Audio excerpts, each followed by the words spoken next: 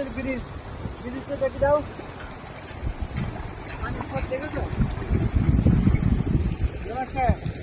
এই যে দেখেছো? হ্যাঁ, স্রোত তো যাচ্ছে। খুবই সুন্দর আর কি এই পানিটা।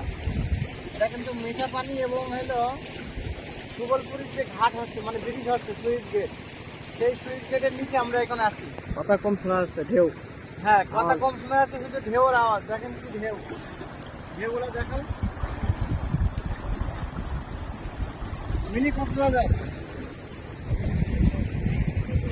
এটা আমাদের মিনি কক্সবাজার। এদিকে দেখাও কি ঢেউ, দেখাও মিনি কক্সবাজার। এটা